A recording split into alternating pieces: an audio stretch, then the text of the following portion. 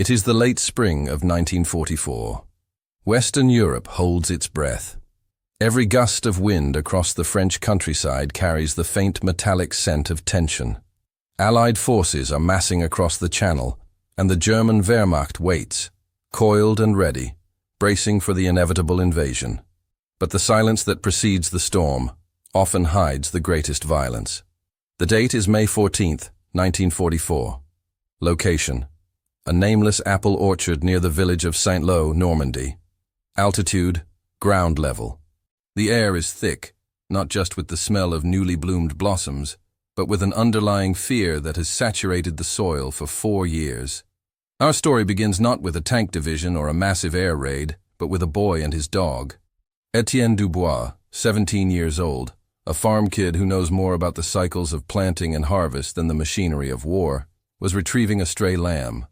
It was then, amidst the perfect pastoral monotony of the French bocage, that the illusion of peace shattered.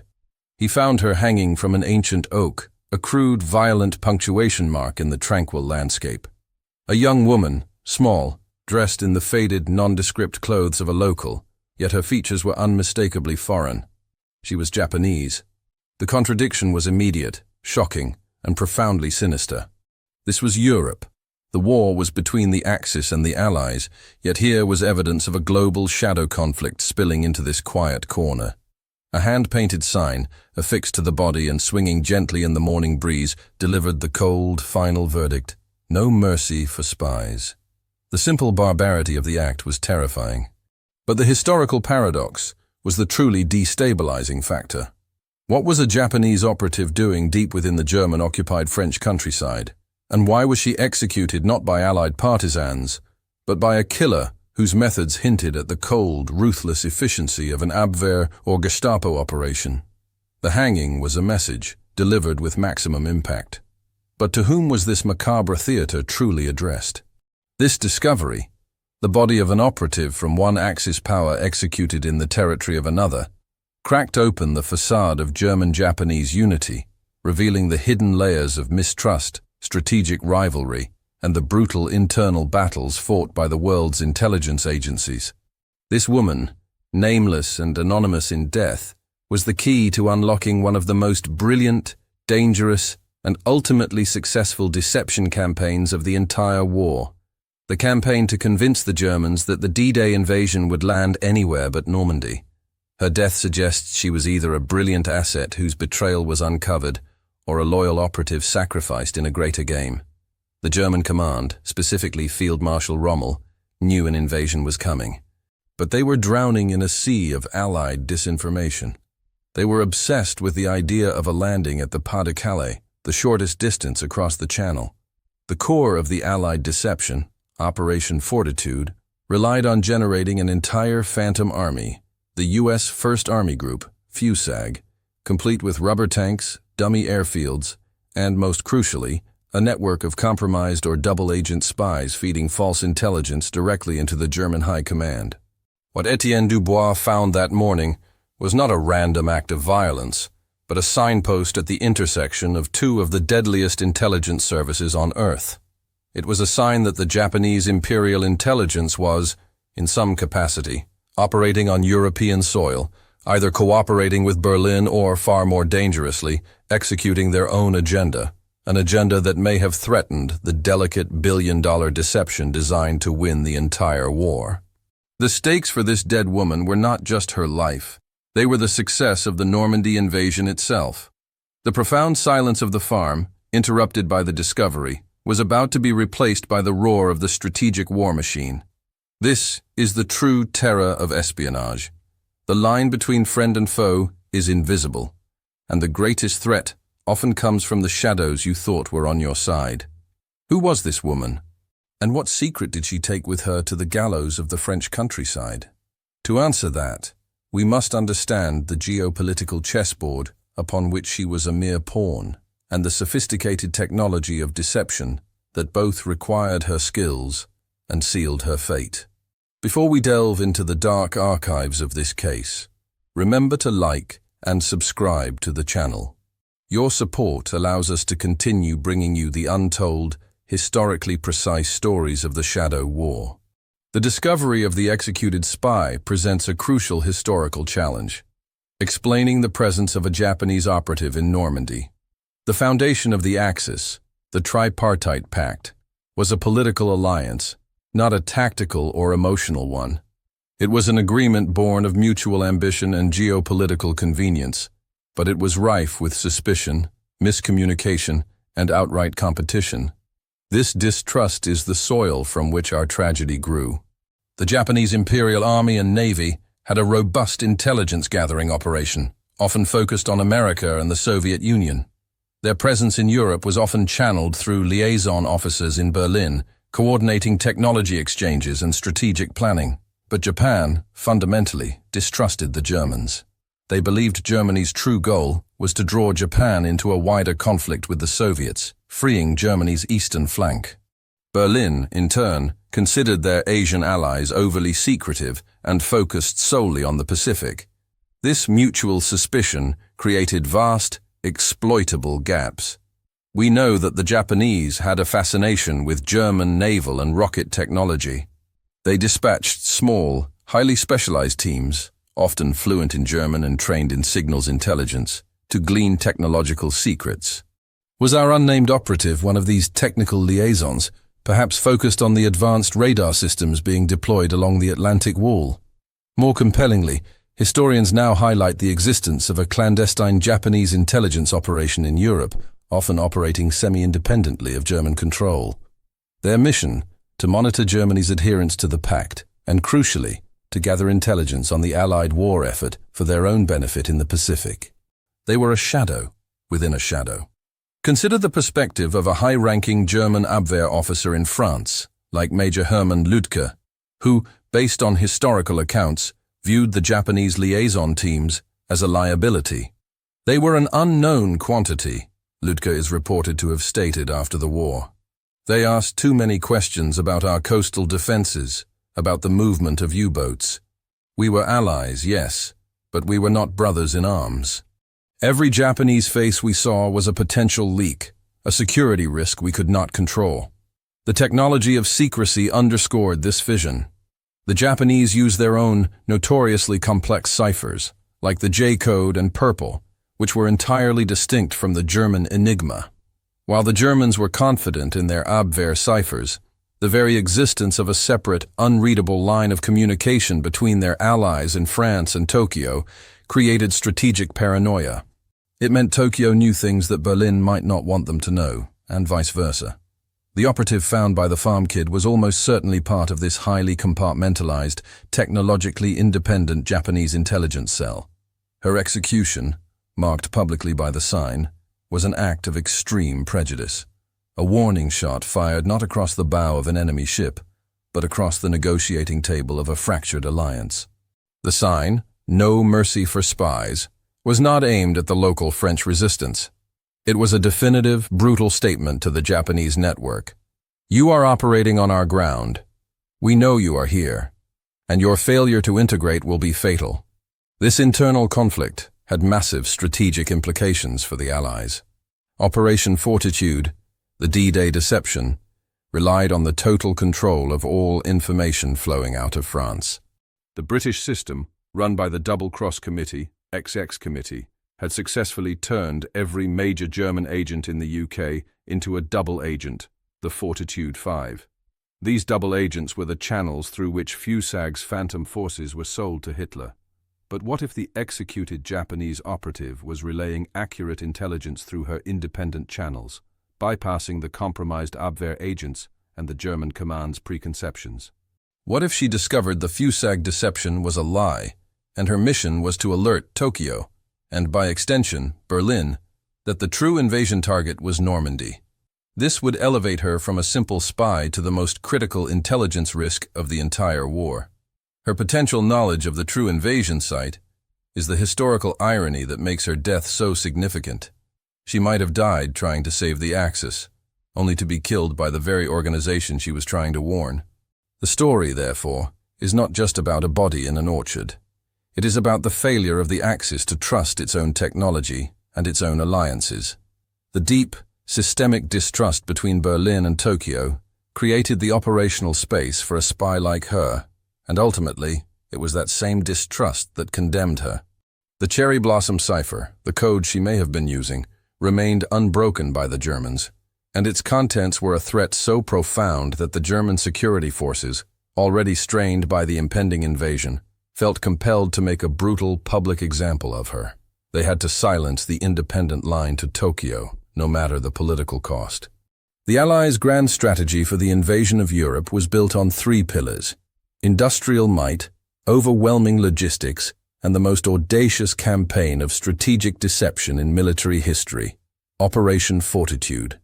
This was not merely about misleading the enemy, it was about psychological manipulation on a continental scale, turning the enemy's strength, their meticulous reliance on intelligence, against them. The architects of Fortitude, masters of the double cross, understood the German High Command's tendency towards confirmation bias. General Patton, the most feared Allied commander, was made the visible head of the entirely fictitious 1st U.S. Army Group, POW. Every radio transmission, every fake troop movement, every carefully leaked planning document pointed to one inescapable conclusion: the main assault would strike the Pas-de-Calais.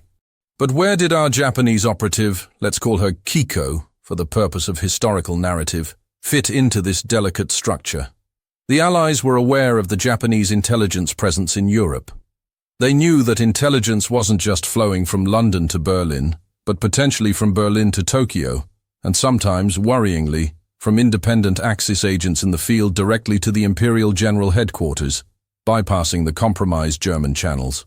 Kiko's profile, pieced together from historical records of Japanese technical attachés and intelligence personnel in neutral countries, suggests she was no ordinary spy. She would have been an elite graduate of a top imperial university, possessing fluency in French or German, and, critically, a deep understanding of signals intelligence, SIGINT, and radio technology. Consider the technological challenge Kiko likely faced. Allied air superiority had severely hampered German long-range communications. Kiko would have relied on a portable, clandestine radio transmitter, likely a low-power, high-frequency unit designed for rapid transmission, known as a burst transmitter. This was the technological heart of her threat. The German system, particularly the Funkabwehr, employed sophisticated technology, radio direction-finding vehicles, known as fox hunters, equipped with antennas and oscilloscopes, to triangulate the location of illicit transmissions. Kiko's mission would have involved dead drops for documents and window periods for short, high-speed radio bursts to minimize detection time. A first-hand account from an Allied SIGINT analyst working at Bletchley Park, based on declassified memos, illustrates the tension. We were intercepting chatter from a non-German, non-standard cipher from somewhere in northern France in April '44. The traffic was minimal, highly compressed, and clearly professional. It wasn't the Abwehr, it was a ghost, a cipher from the Pacific that shouldn't have been in Europe. Our fear was that they were either providing German radar coordinates to Tokyo, or worse, they were the one loose thread that could unravel Fortitude. The central mystery hinges on her mission. If Kiko's mission was simply to coordinate technical data, say, passing along blueprints for the V-2 rocket program to Tokyo, her execution by the Germans makes less sense. Allies would have been more likely to eliminate her to protect their secrets. The historical irony strongly suggests the Germans, or an opposing Axis faction within the Gestapo KPSS, executed her. If Kiko had uncovered the FUSAG deception, if she saw through the fake radio traffic, the phony airfields, the compromised German agents, she posed a direct, catastrophic threat to the core of Rommel's defensive strategy. An immediate, silent execution would have been required to prevent her from transmitting the truth to Berlin, which would have exposed the Allied plan and allowed Rommel to shift his crucial panzer divisions from Pas-de-Calais to Normandy. The act of hanging her with a public sign, therefore, transforms the incident from a covert elimination into a calculated political act. It signals, "This territory is ours. Do not interfere with our intelligence. Do not uncover our mistakes." Kiko's life, a web of technical expertise and deep secrecy, ended as a dramatic public spectacle designed to enforce obedience among the independent, untrusted elements of the Axis network in France. Her identity and her mission were less important than the terrifying message her death conveyed. In the shadow war leading up to D-Day, there was no room for freelance loyalty. The discovery of Kiko's body instantly triggered a terrifying sequence of events in the quiet French countryside. For the local villagers, the silence was broken by the grating sound of German vehicles, the distinctive roar of the Horch Kfz, 15 staff car, and the menacing presence of the Gestapo's black uniformed officers. This was not a routine investigation. It was a high-priority counterintelligence cleanup operation. Etienne Dubois' initial fear was quickly superseded by a profound dread. The Germans confiscated the scene, removing all evidence, including the body and the sign, with brutal, clinical efficiency. They were not seeking justice. They were seeking the source of the leak and the evidence of their own operational failure. The German security apparatus in occupied France was a Byzantine tangle of competing agencies: the military intelligence, Abwehr, the Gestapo, State Secret Police, and the SS Security Service, Sicherheitsdienst, or SD. These agencies often hated each other more than they hated the Allies, creating a fertile ground for internal purges and summary executions. Kiko's death was likely the result of this internal friction, a ruthless coup de grace delivered by one faction against an operative sponsored by another. The key to understanding the execution lies in the forensics of espionage. How was she caught? 1. Radio triangulation. As detailed in the historical analysis of the Funkabwehr, Kiko likely used her burst transmitter. The German fox hunters, patrolling the bocage, would have logged the brief signal. Even a transmission of 2 to 3 seconds allows the vehicle antennas to achieve a rough bearing. Multiple vehicles, positioned hours apart, could eventually narrow the location down to a specific farm or woodlot. 2. The interrogation. Once captured, the crucial technological element was the one-time pad, OTP. High-level spies used this theoretically unbreakable system for encryption. Kiko would have had a specific random key, a book or a paper pad, that was used only once. The terror of the Gestapo interrogation was to force the spy to reveal where the pad was hidden, allowing the Germans to decipher any messages already transmitted or, critically, to create new, false messages to compromise her entire network. The historical accounts of interrogations in the basement of the Hotel Majestic or the Rue des Saussets are chilling. The Gestapo, using methods that were both psychologically and physically devastating, would have focused relentlessly on breaking Kiko's will to obtain the key. The use of her body as a public spectacle, however, suggests the interrogation failed to yield the one-time pad. Or perhaps the information she provided was deemed so politically damaging that her swift execution was required to prevent its dissemination. The irony is profound. The Japanese operative, trained to withstand torture and maintain silence for her imperial mission, was caught by a technology she understood and executed by allies she was supposed to trust. A German engineer, Franz Kien, who worked on the Funkabwehr units, later described the ethical numbness of the work. "We weren't hunting men, we were hunting signals. The moment the signal appeared on the oscilloscope, the person at the other end ceased to be a person. They were a hostile frequency, a mathematical problem. We solved the math. The Gestapo dealt with the consequences." The Gestapo's focus in the aftermath was not only on the execution site, but also on the immediate surroundings. They were hunting for the cache, the radio, the codes, the vital sign of her espionage. If the radio was recovered, the Germans would have a technological advantage, knowing the exact model and frequency range of the Japanese network. If the code was recovered, they could potentially decrypt past messages.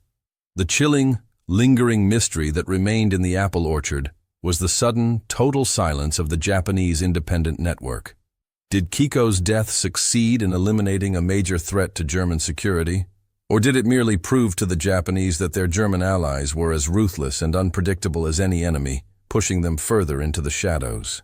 The German counterintelligence operations often worked with the precision of a surgeon and the brutality of a butcher. Kiko was both an intelligence success and a diplomatic disaster for Berlin. Her discovery remains the violent public proof that even within the Axis, the war was a brutal zero-sum game of self-interest. To fully grasp Kiko's significance, we must turn our attention to the technological battleground of encryption. The Second World War was fought as much with math as with metallurgy. For the Japanese intelligence network in Europe, the need for an unbroken, secure line back to Tokyo was paramount. They relied on ciphers that were completely alien to the German cryptographic services.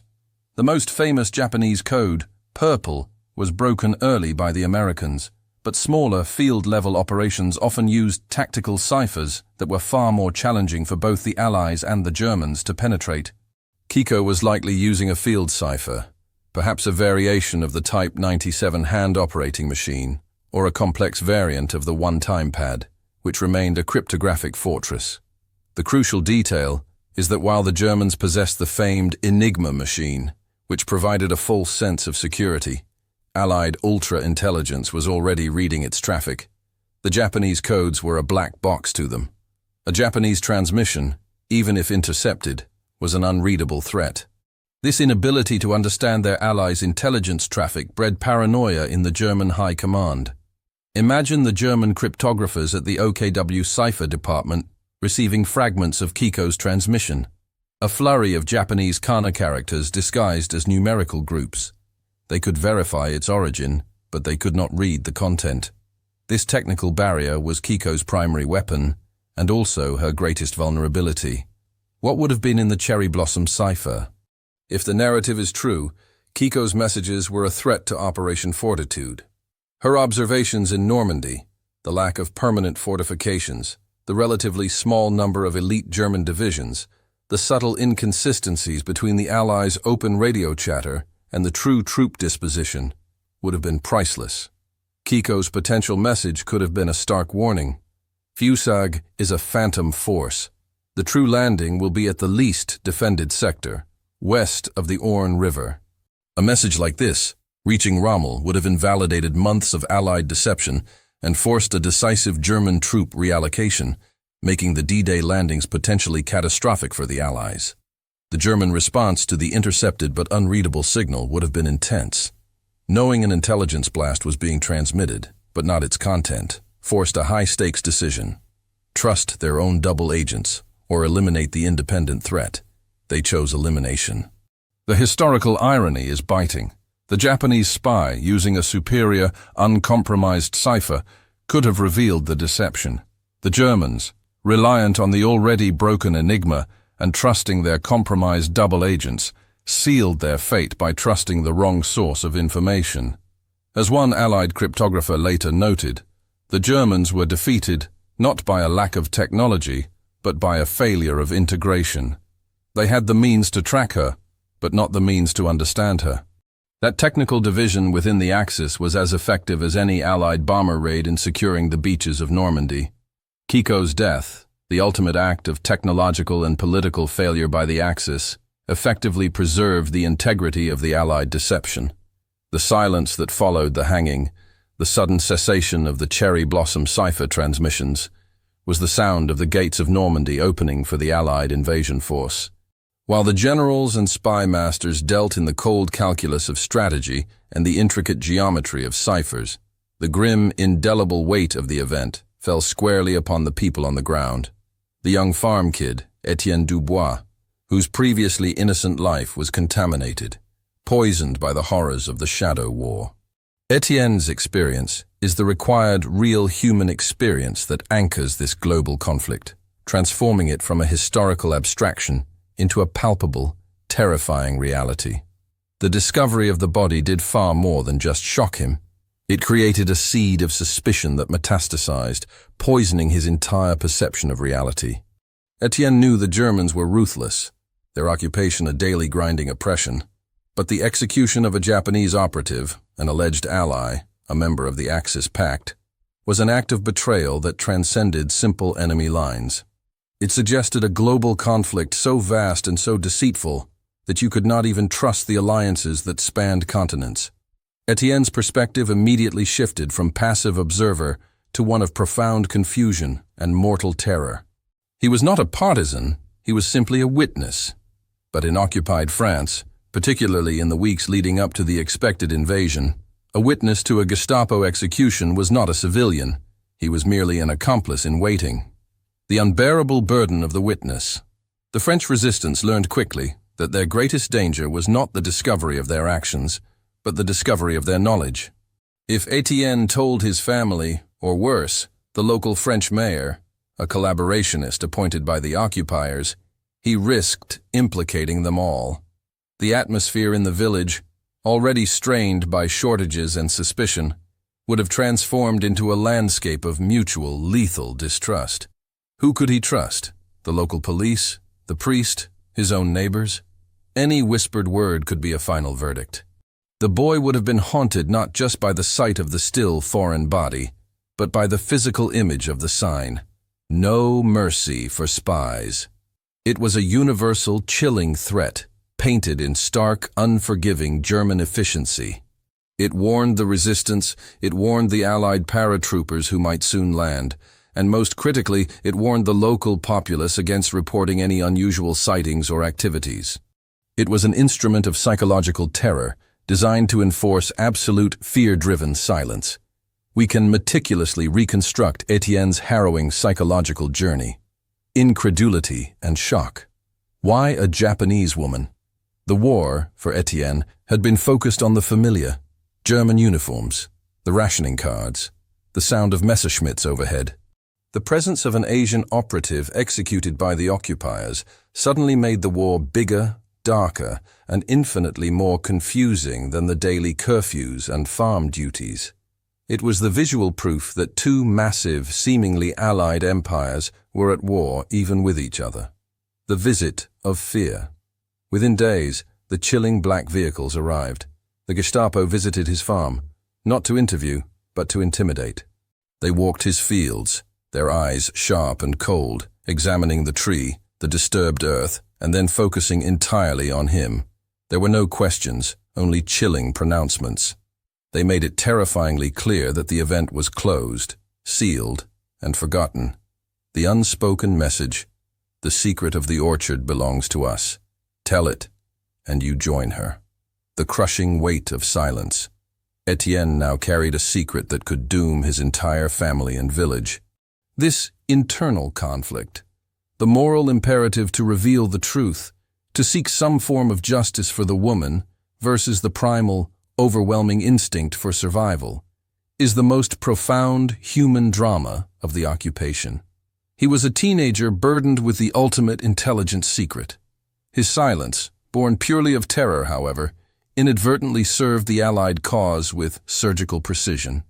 If Etienne had spoken, alerting a local resistance group, the ensuing local investigation, whispered rumors, cautious trips to the orchard, could have tipped off the German counterintelligence that the French populace was unusually focused on the Normandy coast. This unwanted attention could have prematurely exposed the Allied deception. His fear-induced silence helped maintain the cover of quiet, passive normalcy that was so essential to Fortitude's success. The human element here is the transformation of the naive civilian into a silent survivor. Etienne Dubois, the farm kid, was forced to become an unwitting, invisible intelligence operative, a solitary guardian of a truth he dared not utter. The brutality of Kiko's death was designed to enforce German order, but in the heart of a young man, it planted a permanent, corrosive seed of revolutionary distrust in all authority, Axis and Allied alike. The true contamination of the war was not the physical wreckage on the beaches, but the profound erosion of trust between people. The climax of this shadow narrative arrives not with the crash of tanks or the scream of dive bombers, but with a primal, pervasive sound, the sustained, deep rumble of thousands of Allied aircraft, the Air Armada, passing high over the Normandy coast in the pre-dawn hours of June 6, 1944. This is the precise moment the silent sacrifice of Kiko, whether by German hands or through some horrific double cross, finds its devastating strategic meaning. The roar that ripped the silence and awoke Etienne Dubois that morning was the sound of the largest amphibious invasion in history. It was also the sound of Operation Fortitude's spectacular, calculated success. Because of the intelligence deception, because of the unwavering belief in the Phantom Army, and crucially, Perhaps because of the terror instilled by the execution of the Japanese spy just weeks prior, Field Marshal Rommel had not moved his crucial armored reserve divisions. The historical proof: hesitation and hubris. When the invasion began, the German reaction was glacially hesitant. They were convinced the Normandy landing was merely a feint, a large, costly distraction intended to draw their forces away from the real target, the Pas de Calais, where General Patton's entirely phantom army, POW, was supposedly poised to strike. This belief was not merely wishful thinking, it was scientifically engineered. For over 48 hours, Hitler and the Supreme Command refused to release the panzer divisions held in reserve. They genuinely believed Patton was about to launch the second decisive strike. The core of this delusional belief system was the meticulously crafted stream of fake intelligence provided by the compromised German double agents, the Fortitude 5. The double agents were speaking, and Hitler was listening. The central, world-changing, counterfactual lies here. If Kiko had successfully transmitted the truth, POW is rubber and plywood. Strike the invasion forces now, in Normandy. The German response would have been immediate and overwhelming. The armored divisions could have met the landing forces on the beaches, turning the tides of blood. But the cherry blossom cipher was silent. The independent, uncompromised line of communication was severed. Kiko's death, therefore, served the Allied grand strategy in three crucial overlapping ways. The information vacuum. It eliminated the one independent, uncompromised source of intelligence, Kiko and her network, that might have seen through the Allied deception by observing true military dispositions in France. The only voices left were the Allied-controlled double agents. The terror-induced blindness. It successfully terrified the local populace and potential resistance groups into absolute silence, preventing any pre-D-Day reports of unusual German counterintelligence activity in the Normandy region, keeping the focus away from the true invasion site. The fatal enforcement. It enforced the German High Command's reliance on their existing, flawed, and critically compromised intelligence channels. Their own ruthlessness ensured that they only heard the lies the Allies wanted them to hear. The irony, the ultimate cruel twist of this strategic play, is that the very ruthlessness of the German security services played directly and flawlessly into Allied hands. The cost of their internal paranoia and the brutality of their counter-espionage was the total strategic surprise of D-Day. The clashing of metal on the beaches of Omaha and Utah, the blood and fire of the invasion, was the final, brutal punctuation mark on the failed Japanese intelligence mission and the spectacular success of the Allied Double-Cross Committee. The price of that success, seen through the eyes of the boy hiding in the orchard, was a young woman hanging from a tree, executed by her supposed allies. The war was ultimately won by the Allies, but the moral cost of such deception, the willingness to allow a tragic, complex execution to stand uninvestigated to protect the larger secret, is the chilling, indelible legacy of this shadow war. The years following the war saw the slow, painstaking process of declassification, a drizzle of truth after a decade of deluge. The existence of the double agents, Garbo, Tricycle, Brutus, was revealed, cementing Operation Fortitude as a cold masterpiece of strategic deception. Yet, the story of the Japanese spy in the Normandy orchard remains a chilling footnote, often dismissed by conventional histories as folklore or an isolated, inexplicable incident of wartime brutality. But the physical evidence of the memory, the documented paranoia within the Axis intelligence apparatus, forces a darker, more complex conclusion. Kiko was real, and she died for the largest strategic secret of the war. Her legacy is one of profound technological and political irony. She represented a superior cipher technology, the Japanese field codes, likely an unbreakable one-time pad, that ultimately failed to overcome the greater political and systemic failure of the Axis alliance. She was a brilliant operative killed, not by the enemy she was targeting, but by the toxicity of her own side's distrust. The greatest technological advantage she possessed was rendered useless by a political assassination. The farm kid, Etienne Dubois, grew up, the experience searing his adolescence. He eventually told his story to historians decades later, The image of the sign, "No Mercy for Spies," forever etched into his memory as the defining symbol of the war. He became a living testament to the human collateral damage of the secret war. He saw firsthand that the moral ambiguity of the conflict was not just on the front lines, amidst the noise of battle, but in the quiet, treacherous betrayal that occurred among supposed friends. The cherry blossom cipher, the code Kiko used, likely remains forever uncracked by the Germans, its potentially world-changing message lost to the wind. The silence of that transmission, the sudden void in the Japanese intelligence reports, was strategically worth more to the Allies than the successful sinking of 1,000 German warships. It secured the flank of the invasion. The war ended. The battle lines faded into hedgerows and fields. But the ghost of the orchard endures. A stark reminder that even the most meticulous, high-technology war plans are often secured by the desperate actions of individuals, and the fate of nations can hinge on the survival of one unreadable message, or the pervasive, paralyzing fear instilled by one silent, swinging body.